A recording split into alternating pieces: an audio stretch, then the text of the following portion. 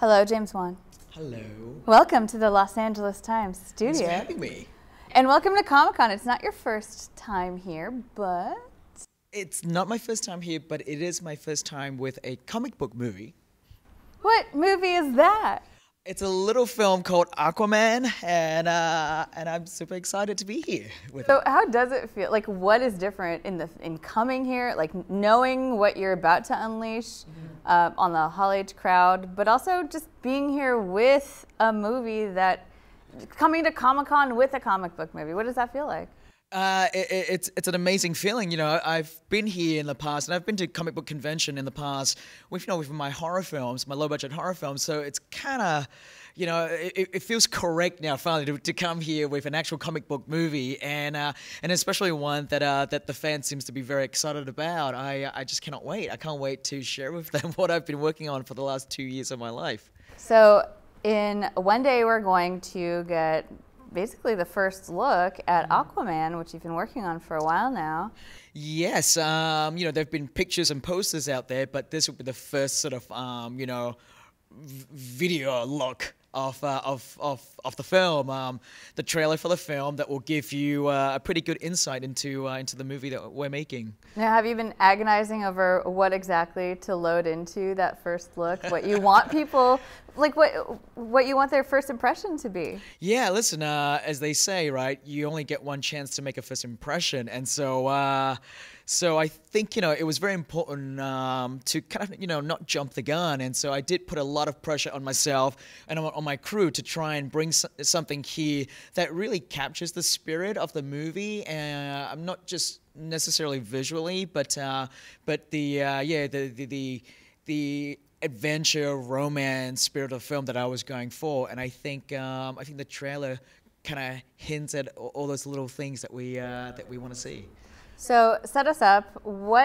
How would you like people to go into Aquaman? What should they know?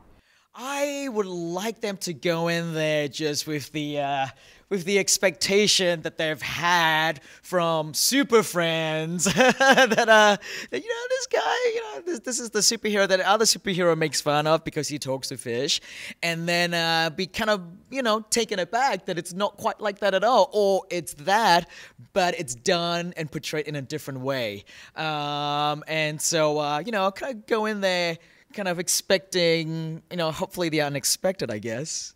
Well, Jason has played Aquaman. Audiences have seen him playing this character. I remember when he arrived in Hall H in a huge way and owned the place like a rock star. What were your first conversations with him like about where you both wanted to take the character in his full movie? Yeah, I mean, we talked a little bit early on. Talked with DC and Zach early on with what he and Jason were doing with the character. But then ultimately realizing that telling them that the film that I want to make is kind of more down this path, and I want to do this thing. And so if you guys can be cool enough to kind of not do things that might potentially step on my storyline that I want to tell. And fortunately, everyone was so on board with the film that I wanted to make, and definitely, having Jason be part of that is such an integral part. He has built this character, he's lived with this character for a while, and so our story pick up where Justice League leaves off, right? And so he left off that film, with a certain kind of mindset, but ultimately he goes on a journey that takes him away from that mindset that he has, and to become the king that he's supposed to be. So he's not like the cool loner? He's still cool. I don't think I can ever remove that from Jason, but I think the one thing that people will be pleasantly surprised is they'll see how kind of fun and funny the guy actually is. He's a really funny guy. He's so full of life and very gregarious. And when I first met him, I saw that and I said, dude, that's what I want to bring. I want to bring that version of you into our own solo movie, and so it's cool that we start off one way, but then along the way, I want us to see the Jack Burton of it all. You know what I mean? I want to see that that guy, that really fun guy, but yet he's still tough. It's not like I need to sell it to the people out there that Jason Momoa can be tough. What were sort of the hallmarks of the direction that you did want to go in, like tonally or in terms of things that you wanted to explore with this character? Yeah, I really wanted to capture, like the sort of swashbuckling action adventure spirit of the movies that I grew up with in the 80s, we've such great filmmakers like your Spielberg, your Lucas, your Jim Cameron of the world. And so that was my aspiration, to kind of capture like that sort of old school sort of romantic kind of romantic tone and feel, but romantic not just in the love story aspect of it, but romantic in the sense that like we're playing with a lot of sort of classical nautical motif, right? And I mean, a movie begins, and I'm not giving anything away here because this is in the trailer. Dad, who is a lighthouse keeper, finds mom washed up on shore, and it's basically the story of the sailor who meets the mermaid and falls in love with her. And in our case, they have a child together, and that child would grow up to become Arthur Curry.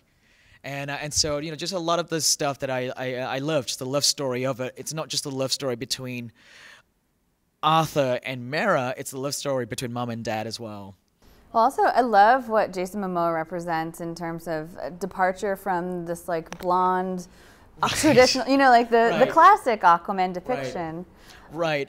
Yeah, I know. I definitely, I love that, and I love that that we're seeing more and more movies now that are embracing diversity and embracing POC, and I think it's so great that we have an actor that represents the Polynesian / Asian sort of community, and even though he's half that actually his own personal sort of upbringing really fits in with the with the story of Arthur Curry. He is a guy who's half Atlantean and half surf as well, right? And so he feels like he doesn't quite belong in either world, but what he comes to realize is that he is actually the best of both worlds. You mentioned Jack Burton, which I think has to get a lot of fans of movies excited. But what are some of the other pop cultural DNA that you pulled from, that you were inspired by? I mean, like I said, I love definitely sort of classic vintage Spielberg stuff, right? Like Indiana Jones, and even like Romancing the Stone. That was a big touchstone early on for me with having in my movie, Mera is the royal. Very regally raised, and she's a bit more uptight, very prim and proper, whereas Jason's character is like Jason Momoa, kind of a bit gruff, says whatever is on his mind, and I just feel like those two kind of like clash of culture makes for an interesting dynamic between the two, and not too dissimilar with what Michael Douglas and Kathleen Turner kind of got up to in Romancing the Stone. Well, meeting Jason and working with him going into this, did you find that you guys were putting Jason Momoa-isms into the movie along the way? Yeah, I mean, there's no way not to. How about that? But that was the coolest thing. It was just meeting the guy for the first time and just seeing all these interesting shades about him. He's so full of personality. I'm like, that's what we need. That's what the movie wants to be. I'm not trying to push him to become someone he isn't. I want to embrace what he is. And so you see in the film, we would shoot certain scenes where he'll read the scripted stuff, and then he would just throw in his own stuff in there, and sometimes I'm like, what the hell is that? And then other times I'm like, that's really funny, that's really cool, I'm gonna use it. So. And lastly, what's it like being in the DCEU or family as a filmmaker? You're coming into a franchise that's already had a lot of strong voices, established different storylines in this world. Well, you might know a small little franchise called Fast and Furious. Oh, in fact, I do. Yeah. I don't know if you're familiar with that franchise. I mean, it's kind of it's not dissimilar to that, where I come in to an established world that's already been set up. But as a filmmaker, I need to bring my own voice to it. And coming into this world, I know that there were things that I definitely have to respect and should respect. But at the same time, I have to make sure I'm able to make the film I want to make. Just because you mentioned Fast and Furious, I have to say on the record, hashtag justice for Han. I'm still out here fighting for it. Listen, even though he died in my movie, I wasn't the one that killed him, all right? I just want to go on record to say that. I appreciate that. We all know it was Jason Statham's character, and, you know, some things are not forgivable. I'm just going to say it. Can you tell him that when you see him next? I will tell him Please, that. yeah, I please promise do. you this, James Wan. Well, thank you so much for stopping by. We're looking forward to seeing, I guess, you know, like this Aquaman big Hall H moment that you have planned. Yeah, I'm anxious and excited at the same time. Fingers crossed. Thank you.